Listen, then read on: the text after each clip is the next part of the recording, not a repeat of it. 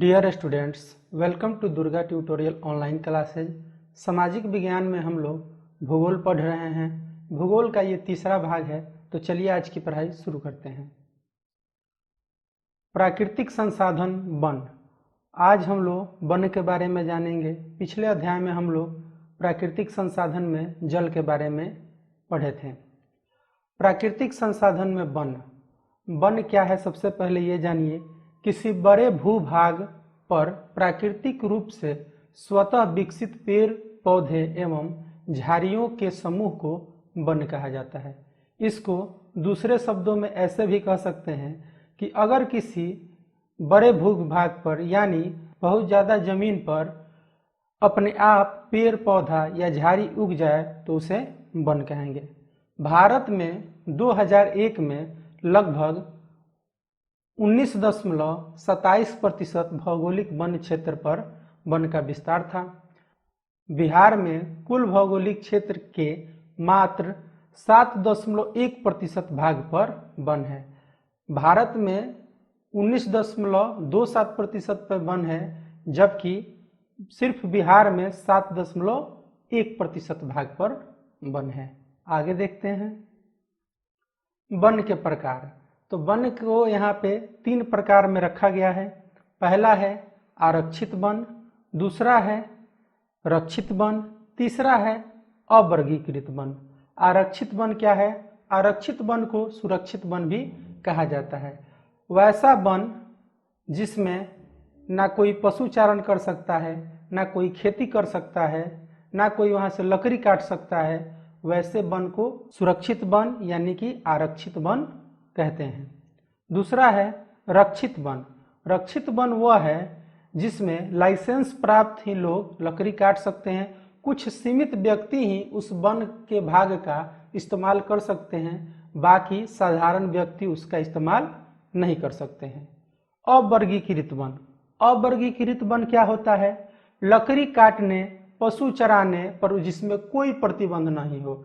जिसका इच्छा करे वो जाके वहाँ पे लकड़ी काट सकता है, वहाँ पे अपना पशु चरा सकता है, उस पर कोई रोक नहीं है। तो वैसे वन को हम लोग अवर्गीकृत वन कहेंगे। वन के यही 3 प्रकार हैं। फिर से सुन लीजिए, सुरक्षित वन, रक्षित वन, अवर्गीकृत वन। आगे देखते हैं वन के प्रकार घनत्व के आधार पर। घनत्व के आधार पर वन को 5 भागों में रखा गया है। पहला है अत्यंत सघन वन, जो कि 1.66% है। दूसरा है सघन वन, जिसको 3% में रखा गया है। खुले वन 7.12%।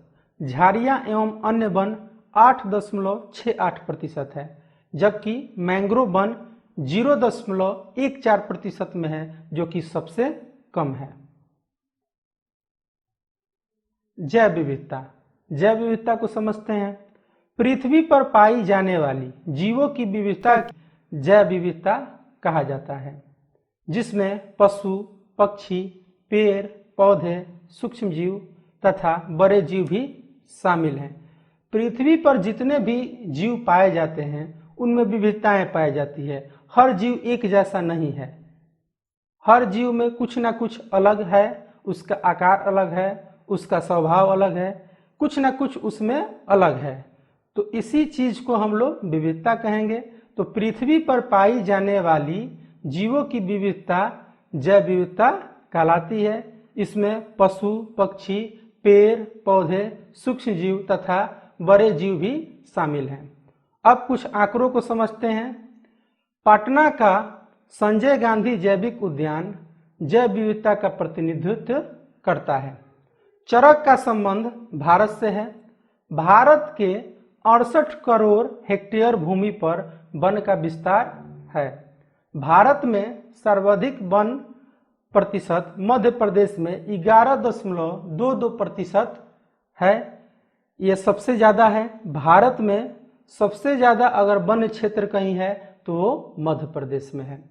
वन रिपोर्ट के अनुसार भारत के 20.55% में 2001 में भौगोलिक क्षेत्र पर वन का विस्तार था। वन स्थिति रिपोर्ट के अनुसार भारत के 20.55% भौगोलिक क्षेत्र पर वन का विस्तार 2001 में था।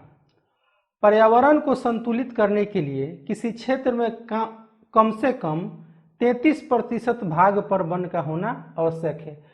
आपके पर्यावरण को संतुलित रहने के लिए कम से कम 33% उसमें वन का सहयोग चाहिए। अगर 33% से वन कम होता है तो पर्यावरण पर खतरा मंडराने लगता है। वन संरक्षण वन एवं वन जीवों की संख्या में वृद्धि के लिए वन संरक्षण आवश्यक है। वन संरक्षण को समझिए कि वन संरक्षण क्या है। वन जीवों को बचाना वन संरक्षण है। अगर वन जीवों को आप दिन पर दिन क्षति पहुंचाइएगा, उनको नुकसान पहुंचाइएगा, वे विलुप्त होते जाएंगे, तो एक एक जीव अगर विलुप्त हो तो धीरे धीरे उसकी पूरी प्रजाति विलुप्त हो जाएगी। इससे वन जीवों का ह्रास होगा, इसलिए वन संरक्षण जरूरी है। एक समय आया था भारत में जब बाघ की बहुत ज़्यादा प्रजातियां गायब होने लगी थी, तब सेव टाइगर का एक स्लोगन चला था, जिसके माध्यम से सरकार ने लोगों को जागरूक किया कि आप देश में जो बाघों की संख्या है 1000 के करीब हो गई थी, उसको आप बचाइए, नहीं तो क्या हो गया, इस पृथ्वी पर से धीरे धीरे बाघ खत्म हो जाएंगे। कुछ देखते हैं यहाँ पे तथ्य को।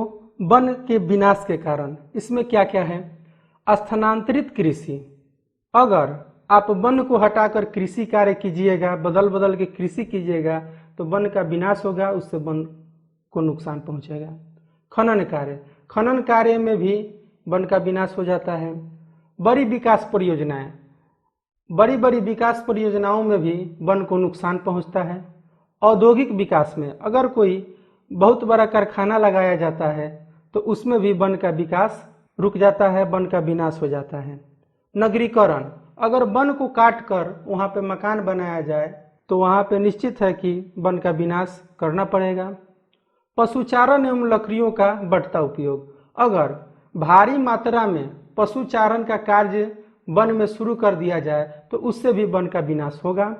लकड़ियों का बढ़ता उपयोग, आज के दौर में हर घर में लकड़ी का कोई ना कोई सामान आपको निश्चित रूप से देखने को मिलेगा, तो उसमें कहीं ना कहीं वन को काट कर, लकड़ी को काट कर ही लाया गया है, उसका उपयोग किया गया है। तो इस तरीके से अगर देखा जाए तो लकड़ी में भी वन का बहुत ज़्यादा उपयोग होता है, जिससे कि वन का विनाश होता है। अन्य विकास कारण भी इसमें शामिल हैं। आगे देखते हैं। वन जीवों के ह्रास के कारण, वन जीवों के ह्रास के 4 कारण हैं, मुख्य कारण 4 हैं यहाँ पे। प्राकृतिक आवासों का अतिक्रमण, प्रदूषण की समस्या, वन विनाश, आर्थिक लाभ हेतु अवैध शिकार। वन के जो जीव हैं उनके नुकसान के, उनमें कमी के क्या क्या कारण हैं, यही यहाँ पे समझना है। प्राकृतिक आवासों का अतिक्रमण, अगर वन का काटा जाए तो वहाँ पे निश्चित है कि प्राकृतिक आवास जीव जंतुओं का वहाँ से खत्म होगा, तो इससे भी वन जीवों में कमी होगी। प्रदूषण की समस्या, प्रदूषण का स्तर जब बढ़ेगा तो जीवों को भी नुकसान होता है, इंसान को भी नुकसान होता है, तो वन जीवों के ह्रास का एक प्रदूषण भी कारण है। दूसरा है वन का विनाश, अगर किसी तरीके से वन का विनाश होता है तो वन जीवों में भी ह्रास होगा। आर्थिक लाभ हेतु अवैध शिकार, आप सुने होंगे कि इस जगह पे इस जानवर को मार दिया गया, क्यों मार दिया गया, आर्थिक लाभ के लिए मार दिया गया। क्योंकि जब बहुत से ऐसे जीव हैं जिनका दांत खाल बहुत महंगा है, तो आर्थिक लाभ के लिए वहाँ पे लोग क्या करते हैं, उसको मार के उसका दांत खाल आदि बेच देते हैं। तो आर्थिक लाभ के लिए भी वन जीवों का लोग शिकार करते हैं और उससे उनका ह्रास होता है। आगे देखते हैं, कुछ महत्वपूर्ण तथ्य को देखते हैं। जैसे कैंसर रोग के उपचार में यौ नामक पौधे उपयोगी होते हैं, वन से लाभ भी है, बहुत सी जड़ी बूटियां वन से ही मिलती हैं हमको। चिपको आंदोलन, उत्तराखंड के पर्वतीय जिला टेहरी गढ़वाल में वन को काटने से बचाने के लिए जनजातियों द्वारा पेड़ से चिपक कर चलाया गया आंदोलन चिपको आंदोलन कहा जाता है। उत्तराखंड में जब भारी मात्रा में पेड़ को लोग नुकसान पहुंचा रहे थे तो तो वहाँ के जो नागरिक थे पेड़ से चिपक कर पेड़ को बचाने का प्रयास करने लगे। उसी को चिपको आंदोलन का नाम दिया गया, जिसका प्रेरणकर्ता सुंदरलाल बहुगुणा थे। लुप्त होने वाली पशु पक्षी एशियाई चीता, गुलाबी सर वाली बत्तख एवं डोडो है। ये तथ्य है, इसको याद रखना है कि लुप्त होने वाली पशु पक्षी एशियाई चीता, गुलाबी सर वाली बत्तख एवं डोडो है। ये सब प्रजाति जो है जीव पशु पक्षी की, ये विलुप्त हो रही हैं। संकटग्रस्त पशु पक्षी काला हिरण, संगाई इत्यादि है। वन्य प्राणियों के संरक्षण हेतु किए गए उपाय। राष्ट्रीय उद्यान का विकास किया गया, जिससे वन्य जीवों का संरक्षण किया जा सके। अभयारण्य का विकास किया गया। तीसरा, कानून का निर्माण किया गया, जिसमें राष्ट्रीय एवं अंतर्राष्ट्रीय दोनों स्तर पर ऐसा कानून बनाया गया, संविधान की धारा द्वारा वन्य जीवों का संरक्षण किया गया, जिसमें ऐसे कानून को बनाया गया जिसमें वन्य जीवों के संरक्षण पर बल दिया गया है, जिससे कि वन्य जीवों को कोई नुकसान ना पहुंचाए। अगर कोई उनको नुकसान पहुंचाता है तो उन पर कठोर कार्रवाई की जाए। जैवमंडल का विकास। प्राकृतिक संसाधन खनिज। खनिज क्या है? खनिज निश्चित रासायनिक संयोजन एवं विशिष्ट आंतरिक परमाणविक संरचना वाले ठोस प्राकृतिक पदार्थों को कहा जाता है। लगभग 2000 से अधिक खनिजों की पहचान अभी तक की जा चुकी है। भारत में लगभग 100 से अधिक खनिजें मिलती हैं। खनिजों के प्रकार। खनिज दो प्रकार के होते हैं। पहला धात्विक खनिज, दूसरा अधात्विक खनिज। इन दोनों का दो प्रकार होता है। धात्विक खनिज का दो प्रकार होता है, लौह युक्त खनिज और लौह युक्त खनिज। लौह युक्त खनिज में क्या होता है, जैसे लोहा, आसानी से आप अपने आसपास लोहा को देख सकते हैं, निकेल, मैग्नीज, कोबाल्ट आदि। अलौह युक्त में है सीसा, जस्ता, बक्साइड इत्यादि। अधात्विक खनिज के दो प्रकार जो हैं, कार्बनिक और अकार्बनिक खनिज हैं। तो कार्बनिक में क्या होता है, ईंधन खनिज होता है, जैसे कोयला, पेट्रोलियम इत्यादि। अकार्बनिक खनिज में होता है जैसे अभ्रक, ग्रेफाइट इत्यादि। भारत की प्रमुख खनिज पेटियां। उत्तर पूर्वी पठार, दक्षिण पश्चिमी पठार, उत्तर पश्चिमी प्रदेश। इसको समझिए। उत्तर पूर्वी पठार में छोटा नागपुर, उड़ीसा, छत्तीसगढ़, पूर्वी आंध्र प्रदेश है, शामिल है। खनिज में लौह, मैग्नीज, अभ्रक, बक्साइड इत्यादि यहाँ पे मिलता है। दक्षिणी पश्चिमी पठार में कर्नाटक एवं तमिलनाडु है। यहाँ पे खनिज के रूप में लौह, मैग्नीज, बक्साइड इत्यादि मिलता है। उत्तर पश्चिमी प्रदेश खंभात की खाड़ी से लेकर अरावली तक खनिज में चांदी, सीसा, जस्ता इत्यादि मिलता है। धात्विक खनिजों का वितरण। अब समझते हैं धात्विक खनिजों का वितरण। इसमें लौह है, लौह का प्रकार है हेमेटाइट, मैग्नेटाइट, लिम्नोटाइट, सिंडेराइट, जिसका भंडारण 1427.1 लाख टन है 2004 में। 2004 में इसका भंडारण 1427.1 लाख टन था। एक टन को 1000 किलो कहा जाता है। तो इससे आप अंदाजा लगा सकते हैं कि कितना ज़्यादा इसका भंडारण था। 2004 का ये रिपोर्ट है, जिसमें 1427 लाख इसको बताया गया है। वितरण इसका है कर्नाटक में 25%, छत्तीसगढ़ में 20%, उड़ीसा में 19%, झारखंड में 15%। अन्य राज्य में जिसमें महाराष्ट्र है, आंध्र प्रदेश है, तमिलनाडु है, अन्य राज्य में इसका वितरण है। मैग्नीज अयस्क। मैग्नीज उत्पादन में भारत का तीसरा स्थान है। विश्व में भारत का मैग्नीज उत्पादन में तीसरा स्थान है। उपयोग इसका किया जाता है बैटरी में, पेंट में, कीटनाशक में। भंडारण इसका 1670 लाख टन है। 1670 लाख टन, यानी उसको 1000 से आप मल्टीप्लाई करके समझ सकते हैं कि कितना ज़्यादा है ये। वितरण इसका उड़ीसा में 37% है, महाराष्ट्र में 25% है, मध्य प्रदेश में 21% है, कर्नाटक में है, आंध्र प्रदेश में 6% है। बक्साइट लौह धातु, एल्युमिनियम धातु निकाली जाती है। उपयोग वायुसेना, विद्युत, बर्तन, सफ़ेद सीमेंट में इसका किया जाता है। भंडार 3037 टन इसका भंडार है। वितरण उड़ीसा में 42%, गुजरात में 17.35%, महाराष्ट्र में 12%, छत्तीसगढ़ में 6%, अन्य राज्य में जैसे झारखंड और कर्नाटक में इसका वितरण है। तांबा अलौह धातु, उपयोग इसका विद्युत में, बर्तन में। भंडार 125 करोड़ टन, सबसे ज़्यादा इसका भंडार है।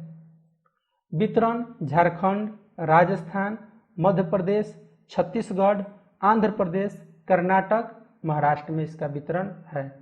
अगर आप विस्तार से जानना चाहते हैं किस शहर में, किस जगह पर, किस किस शहर में इसका भंडारण है, तो यहाँ पे दे दिया गया है नाम एक एक करके शहर का। हर राज्य में आप उसको आसानी से नोट कर के याद कर सकते हैं। आगे देखते हैं धात्विक खनिजों का वितरण। धात्विक खनिजों के वितरण में दो प्रकार है, अभ्रक और चूना पत्थर। अभ्रक को सबसे पहले समझते हैं। भारत विश्व में अभ्रक का अग्रणी उत्पादक है। उपयोग इसका किया जाता है इलेक्ट्रॉनिक्स में, विद्युत उपकरणों में, मिट्टी के खिलौनों में। भंडार इसका है 59,069 टन इसका भंडार है। वितरण बिहार में है, झारखंड में है, बिहार में गया में, मुंगेर में, भागलपुर में, झारखंड में धनबाद, पलामू, रांची, सिंहभूम। बिहार और झारखंड मिलके पूरे भारत का 80% अभ्रक का उत्पादन करता है। तो एक तरह से यहाँ पे देखा जाए तो अभ्रक उत्पादन के लिए पूरा भारत एक तरह से बिहार झारखंड पर ही निर्भर है। आंध्र प्रदेश, राजस्थान, अजमेर, राजस्थान में अजमेर, जयपुर, उदयपुर, भीलवाड़ा। यूएसए भारतीय अभ्रक का प्रमुख आयातक है। यूएसए भारत से अभ्रक को मंगाता है। चूना पत्थर भंडार इसका 204 टन है 2009 के रिपोर्ट के अनुसार। उपयोग इसका किया जाता है सीमेंट में, लौह इस्पात में, रसायन उद्योग, उर्वरक, कागज एवं चीनी उद्योग में इसका इस्तेमाल किया जाता है। वितरण मध्य प्रदेश, देश का 35% चूना पत्थर मध्य प्रदेश में पाया जाता है। अन्य उत्पादक राज्य में छत्तीसगढ़, आंध्र प्रदेश, गुजरात, राजस्थान, कर्नाटक इत्यादि शामिल हैं। आगे देखते हैं खनिजों का आर्थिक महत्व। खनिजों का आर्थिक महत्व, खनिज उद्योगों की जननी है। देश के आर्थिक विकास के लिए खनिज संपदा आवश्यक है। अगर देश से खनिज खत्म हो जाए तो देश का विकास रुक जाएगा। विभिन्न उद्योगों में कच्चे माल के रूप में इनका उपयोग किया जाता है, इसलिए ये जरूरी है। खनिजों का संरक्षण क्यों करें? यहाँ पे एक प्रश्न उठता है कि खनिजों का संरक्षण हम क्यों करें, क्यों खनिज को बचा के रखें? तो अनवीकरणीय संसाधन है तथा इनकी मात्रा सीमित है, इसलिए इसको बचा के रखिए। अतिशय दोहन के कारण खनिजों का अस्तित्व खतरे में है। कैसे करें इनका बचाव? खनिजों के दोहन पर नियंत्रण एवं इनका विवेकपूर्ण उपयोग कीजिए। खनिजों के सस्ते विकल्पों की खोज कीजिए। खनिजों के संरक्षण के साथ साथ उनके प्रबंधन पर भी ध्यान दीजिए। ये 3 उपाय करके आप खनिज को बचा सकते हैं, उनका संरक्षण आप कर सकते हैं। आज के लिए इतना ही, मिलते हैं अगली वीडियो में। अगर आपका कोई सुझाव हो तो हमें कमेंट करके जरूर बताएं। अगर आपका कोई प्रश्न हो तो हमें व्हाट्सएप के माध्यम से पूछ सकते हैं। व्हाट्सएप नंबर हमारा दिया गया है अबाउट में, आप वहां से ले सकते हैं। अगर वीडियो अच्छा लगे तो इसे लाइक कीजिए, शेयर कीजिए, अपने दोस्तों के साथ शेयर कीजिए। मिलते हैं अगली वीडियो में। Thank you.